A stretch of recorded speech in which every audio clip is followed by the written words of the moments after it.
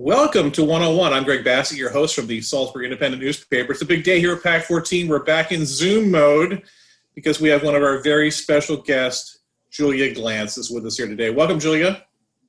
Hello, Greg. It's good to be back with you. Now, you, of course, are the city administrator for the city of Salisbury, and we're thrilled to have you. And I have to say that I rarely ever see you in person. When I do, it's like a celebrity sighting because all of my interaction with you is on Zoom. You've got your almost daily COVID calls that you make on Facebook Live, and every Zoom meeting that I happen to be in, you're also there. There are a lot of Zooms in 2020, but I do go out in person. I have been known to leave my house, start crossing, but we did see each other at the ribbon cutting for Main Street. Right. So I want to talk about that because once again, a Friday afternoon event, and I'm like, oh, I got to go to this thing. What's this thing going to be about? And once again, I walk away almost in tears, so proud of everything the city's doing. That was a special one. When I walked up there, and we are out in public less, and I joked at the start of it, everybody was so giddy and chatting, and I had to simmer everybody down. But it was so special to be there and to stand there after so many years of ideas that have come together and labor. And tearful things to be there and to put an era behind us, and that's certainly going to be a great future for Salisbury. Yeah, and as you said at the presentation, that's a kind of an emotional place for you because you were married right there on that spot. I was, and I was recently talking to an engineer at Allen and Sharif, and I had joked in a GSC call, I think. That now we'll have to go to the Circle to celebrate our anniversary, and he thought that was funny. But it is, and it's weird that the obelisk isn't there, and it's sort of strange that the plaza doesn't look like it once was. But it's certainly an exciting time, and it's been a long time in the making. So I'm ready to see what's next for Salisbury. It was one of those things too, and I want to make a big deal about what's happened with West Main Street because it really is absolutely transformative. The city will never be the same as it was there for that 50 years that we had a plaza, which is just stunning to me because I remember before Plaza, I remember actually taking a nap in my mom's car in front of the old Woolworths when it was on Main Street. And the thing I love, especially with the traffic flowing now from west to east, is that your eyesight, your eye line when you're riding in the car is what it was when I was a kid when you were riding through Salisbury. So it's not the same thing that you get when you're walking. It's just sort of a way you recall things. And it really is amazing to me how it stimulates that memory. Oh, that's cool. Yeah, I wasn't around then, right. But I certainly do enjoy looking at those photos, and when you stumble across the photos of the traffic going into town, into the heart of downtown, and we're back there, and we're going back to a place where downtowns are thriving, and community is coming together there. So it's really an exciting time, and I know our businesses are certainly really excited about it and have been doing really well since the street has opened. And we've gotten more traffic flow down there. So really happy to hear that news and to see more new businesses come downtown. We've had quite a few in 2020, which, is a little surprising, but I'm glad they're all doing well. Yeah, it's one of those things where I don't think of it as a lot, but then when I read the lists, there was just a list recently, there's a lot of stuff going on down there. Yeah, 2020, it has been incredibly challenging, but we've had a lot of great things happen in downtown Salisbury. Businesses have expanded their footprint, like Lurking Class. We've got an indoor skate ramp. Who would have ever thought that? I think there's only 3 in the whole state of Maryland. Businesses have come to like Soul Yoga, and then new businesses and Mud Hud, and then just some of our new boutiques that are either expanding from other communities or getting their first start. So and I'm sure there's others that I'm leaving off, but it's really exciting, and we need to continue to take care of them as we go through a cold, dark winter. Right. Now, I know I'm beating this to death, but the other thing that you did at that event was you recognized not only the city employees who made it happen, Amanda Pollock and that crew. It's just incredible, the vision that they had. But also the contractors, the George and Lynch people. So it was interesting, walking around here all the time, I would see them in their work clothes working, and then they were kind of dressed up a little bit to celebrate the accomplishment. I just thought it was terrific that those people were recognized as well. Yeah, I mean they've been a part of downtown for 4 years. Yeah. It's a long time, and folks know James as much as they know John Damari and other folks and me. So it's really exciting, and they've been so kind and taking care of downtown, and supported new businesses as they were getting their feet off the ground. So we're certainly going to be missing them, and I know James keeps talking to me about other projects downtown that we've got our eyes set on. No funding allocated yet, but he's ready to come back when we'll have him. Well, I know one of the things I want to work on is getting the utilities moved from in front of the obelisk now at the circle. And I talked to Amanda about that, and she said there's no money for it. But I'm going to make a run at Delmarva Power and see, as just for the community good, that they would be willing to do that at a reduced rate or no charge. Because it does, you never notice those wires before, and then you put the obelisk up and it's like, oh, we have to move these wires now. Yeah, you do sort of notice them now that you want to get that, nice frame photo. But please, by all means, go and chat with DP&L and let us know what you come up with. Burying utilities is an expensive venture, so any discount we can get, we'll take, Greg. Right, exactly. I also wanted to compliment you on your State of the City address. I watched it. I took notes of it. We ran the entire thing in the paper, actually, and got a lot of good feedback. Once again, Julia Glanz stepping up. I mean, did you ever imagine that you'd be giving a State of the City address like that? No, not really. We Jake and I have had those conversations early on when the thought of him being deployed was in his mind. So, I always knew it would be a reality, but this whole year I didn't really expect it until it's hit at every point. But it was really fun to put together, and it's always so nice to look back. We move so quickly that we don't take a lot of time to reflect and to acknowledge ourselves and the hard work that we're all doing as a community. So I certainly love this time of year when we get to do that. We cull through all the press releases and social media and emails and stuff like that, and it was fun to use a teleprompter and to get dressed up and to film that. And I know Chris had a blast putting that all together, and he did such a wonderful job. Chris Damone, who does your video, yes. Yes, Chris Damone. So, and we did get tremendous feedback on it, and I've gotten a few emails from folks that have read what you ran. Some sweet women have reached out and give me some kudos. So I do appreciate that. So thanks for running it. So tell us a little bit about what you said in your State of the City address. What did you hit on? What do you want all of us to remember and know about? Wow. It feels like years ago by now. Testing my memory. Obviously we highlighted a lot of the big projects, the infrastructure projects that have wrapped up the Circle and Main Street, and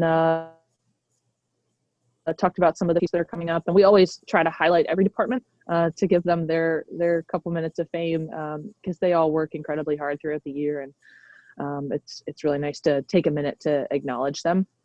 But outside of that, I really wanted to focus on how this community has come together in 2020 mainly. This is a special place, and we have come together in such a way to deal with COVID, to support one another through conversations on racial justice and inclusion. And I touched on that at the beginning and the end, and we're having conversations with folks across the bridge and in other communities, and they're not doing the same things we are. Our vulnerable populations group, that doesn't exist other places. Standing up and saying Black Lives Matter isn't always happening everywhere. This is a special place, and really proud of this community and how supportive we've been, and that we're trying not to leave anybody behind. So that was one of the overarching themes. I hope folks can take a few minutes to watch it. It's on the city's website, and obviously they can read it if that's their sort of means of choice as well in your paper. Now, as someone who's watched city managers, city administrators, county administrators for like 40 years, I've been doing this. it's so, well, it just doesn't, it's never happened before that I've experienced someone in your role who has as much personality as you do and as much sensitivity as you, the sensitivity you bring to the job. And I didn't think it was possible that someone could bring emotion to a job like the one that you have. Well, I think, the question of, what's your leadership style, thinking about that for, when we do leadership workshops and stuff like that. And I've come to realize that I lead with empathy. And I think that's what we all need to do. I think we'd have a better world. We'd have better workplaces if we all led with a little bit more heart and kept our citizens and our staff at the forefront of any decision that we make. And so I try to keep that with me. And, I think that's from my upbringing. My dad would drag me around to, community service events and soup kitchens and things like that. And I don't know how excited I was about it at the time. And then, before I came to work for the city, I worked for a union that represented state and municipal employees that, had a tough time and needed a voice. So I try to keep that with me as much as I can. But I know I'm a little different in many ways. And I try to balance that line. So, I stay in the appropriate lane, but every once in a while it's okay to veer out of it, I think. And, for the right cause to make your voice heard and to stand up for what is right. I believe, Black Lives Matter and other things aren't political issues, that they're just human rights issues. So it's an easy decision for me. And I know that if Jake was here, he'd be right there with us. So those aren't hard decisions to make. But, we've got a great team, a great mayor and great council and great staff that make all those decisions easier. I know I'm going to have support that, whatever we do. So it's a great place to work. Well, I mean, those of us who are rooting for you, and we one of the habits around here, as soon as we get someone who's really good at something, that their goodness is recognized and they get hired somewhere else. So I'm like heartened when I see that you've built your addition there, your nice porch on the back of your house overlooking the water. And I'm like, okay, maybe she's not going to move right away because she's got, she's put down some firm roots here. And then the mayor leaves and you end up in this, I'm thinking, well, she's going to either not do anything or be kind of quiet during this year that she's in charge. Not at all. You've been guns blazing through the whole thing, showing real leadership. So I think, well, now someone's going to want to hire her. So when you say that you do love the community, it makes me so happy. Well, I have always, I have led with empathy, but I have also not been afraid to ruffle feathers. You ask anybody at SU when I was there, and I flipped a few tables theoretically over in my day. But no, I love Salisbury, and I've gotten that question a lot recently of, what's next? And it's sort of weird that I'm getting it now. I guess it makes sense, but this is our home. And I know my wife has said, she's never leaving. So if I go someplace, I better come back on weekends. But we're not going anywhere. This is our home. I couldn't imagine going to some other place and doing this role someplace else and trying to pick it up and learn it without have already been a member of the key. And I think that's why a lot of folks in my role struggle and move around so quickly. Obviously there's politics involved and things like that. But it has to be hard to do it that way. So, we're happy here. We love this place, and it certainly is home. But I see your dad on Facebook, and he's moved from where you all are from, New Jersey. New York, Greg. New York. I got it backwards again. I get it backwards every time. I actually said in the car on the way here today, I'm like, I'm not going to screw that one up. And I did. Moved from New York to Cambridge, and very involved in the community again. Like he's doing all kinds of things. Yeah, he can't sit still, and I get a lot of what you see is from him. He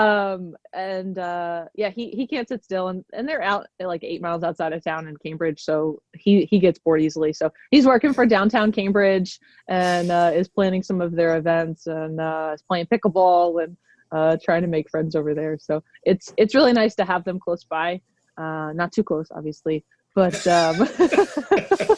they've been talking about moving down here since they bought that place when I was in middle school. So it's been a long time coming. So it's really nice.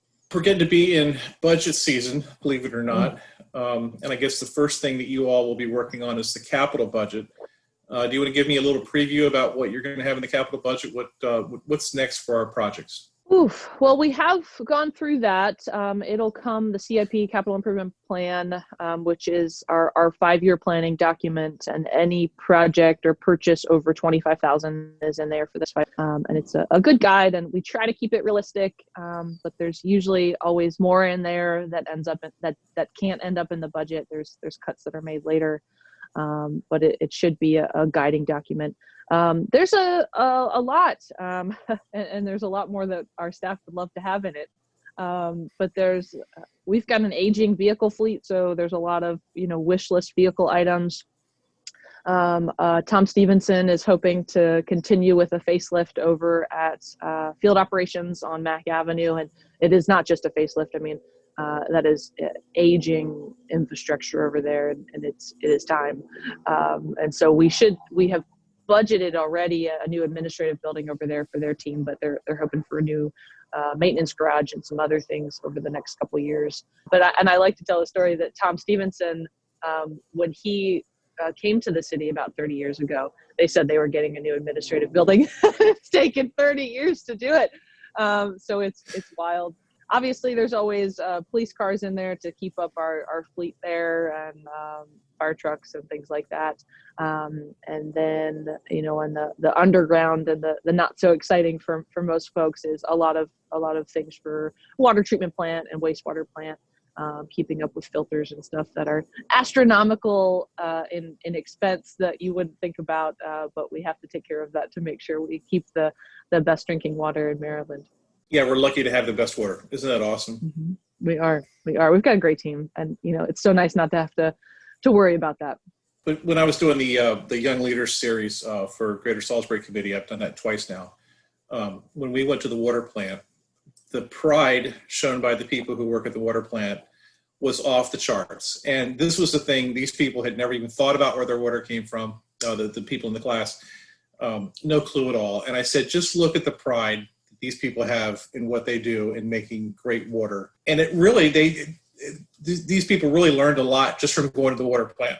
Mm-hmm. Yeah, and they put on a great tour. They have stepped it up, I think, even more so since your leadership group was there. We've got a water bar that we, debuted at the folk festival, so they love to gather around that. But they are such a great team, and they are, underrated by the citizens. We all take water and wastewater for granted. But I just want to highlight we have recently introduced an Employee of the Month program.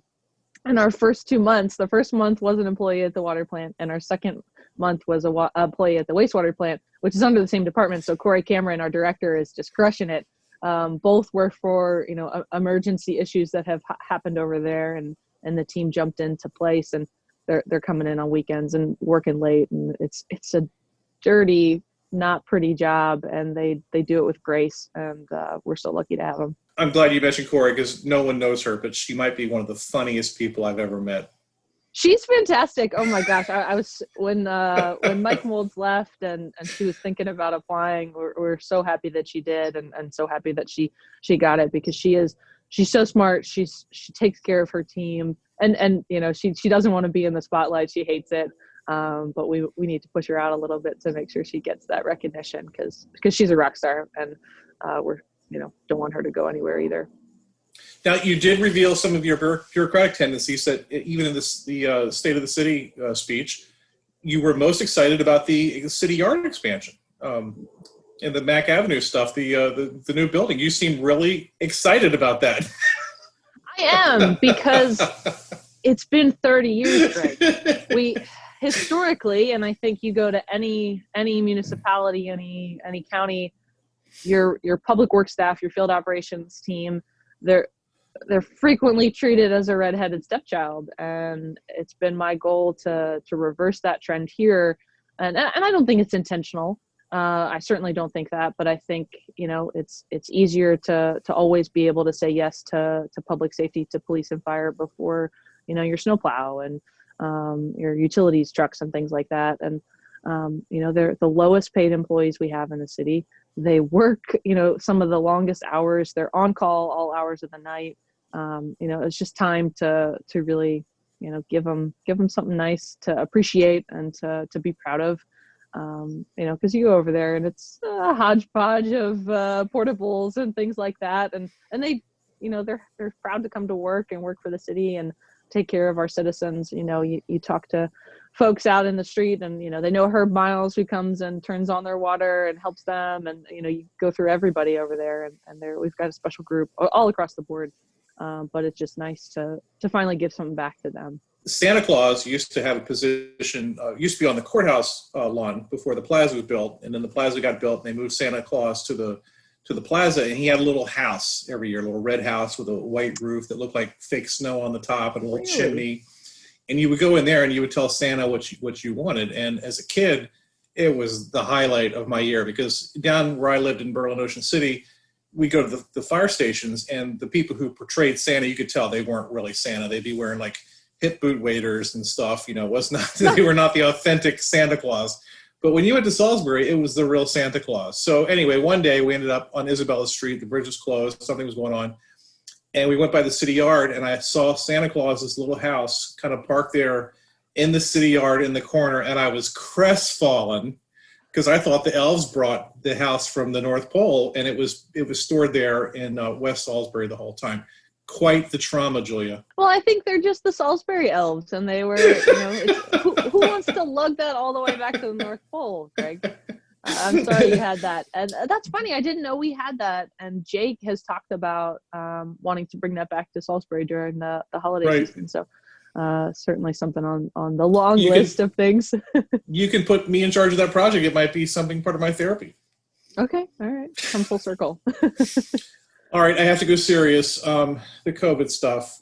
Yeah.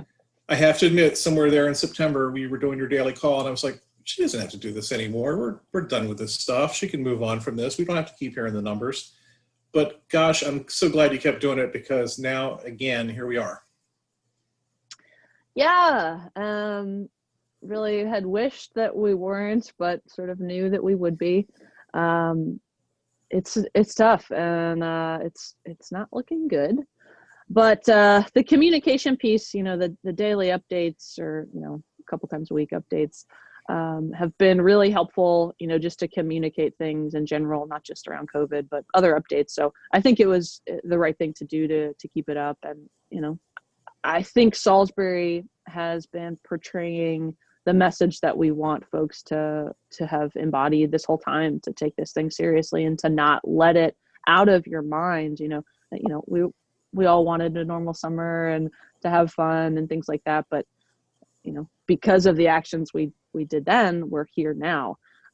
So we just wanted to continue to beat it into everybody's head. And I know I have gotten, criticism from folks that, don't believe this thing is real and all that, but, I don't care. And we're going to keep doing it and keep trying to educate folks as best as we can. But yeah, it's not looking good. Our positivity rate in Wicomico is less than the state, but the state is certainly surging. So we're doing a little bit better than statewide, unless the numbers are different today. I thought yesterday, well, I don't know when this is going to air, but I thought we were right there. Yeah, we're almost tied. Yeah. Yeah, 6.5 or something like that. Right. And we've been, trending upwards for the last month or so. And just this last week has really expedited the increase. And the other thing to keep track of is also that case rate per 100,000, and we are above the state in that by a couple points. So, I'm really happy that Governor Hogan came down with the newest order to bring retail back to 50% and restaurants and trying to think of all the things he said, and to limit hospitalizations and things like that. Hopefully it's enough to slow this thing down. I don't know if it will be. It's human behavior, and we really need to rely on our fellow citizens here. We are going to determine our future together, and folks that still don't want to wear masks and are out and about having good times, we really gotta get it together and lay into those folks a little bit in an appropriate way. I don't know how we make them see sense here, but we need them to. Yeah, even when school started for the university in September and the numbers spiked, and you reacted right away, and the number went down. I think they've been zero for a while over there. And I'm not saying that what you did that, but it set the right tone. It raised awareness and sort of summoned an alert for everyone that we needed to be careful as the fall set in. Yeah, and I know that, and it's still in place, our residential gathering limits of indoors at 15 and outdoors at 50. I know that wasn't popular for a lot of folks, but again, it is about setting the tone. It is about keeping that reminder in the front of your brain constantly. And some of our rates are lower than other places that haven't done a gathering limit of some sort. So, I don't know if you can say it's because of that, but hopefully it's keeping folks to think about their behavior and to make good decisions always. But I think we'll keep those limits in place throughout the winter season, because I don't necessarily have hope that we're going to be able to pull this thing down fast enough throughout the winter without more measures, but I hope so. All right, do me a favor, promote your daily call so people can come log in and see what you do. Yeah. So most days during the week, Tuesday through Thursday at least, we're on Facebook Live at 5:00, 5-ish. I tried to be on time. I know Jake was a little later than I was. And we're on there about 30 minutes and give an update on COVID statewide, locally, nationally, internationally, and take any questions from the public. So that's on the city's Facebook page. And that's the best part. People interact. They send you questions and you react, and it's just so much fun. It really is. Yeah, when I was on vacation over the summer, I didn't think that I would miss it, and in a weird way, I did. And it's weird. I don't know who half the people are. I mean, I know them now just by their names, but I wouldn't recognize them if I saw them on the street. Right. But we have a rapport and we have fun. And I have to, as I'm reading some of the comments, I have to censor some of them to try to catch me and have me say crazy stuff. But it's just such a nice way to answer questions, address them head on. And that's the best communication style. Julie Glanz, thanks for everything you do. Thanks for stepping up. It's so much fun to watch you do your job, and just so happy with how things are going in Salisbury. Thank you again so much. You're welcome, Greg. I'm Greg Bassett from the Salisbury Independent Newspaper, another edition of One-on-One right here on PAC 14.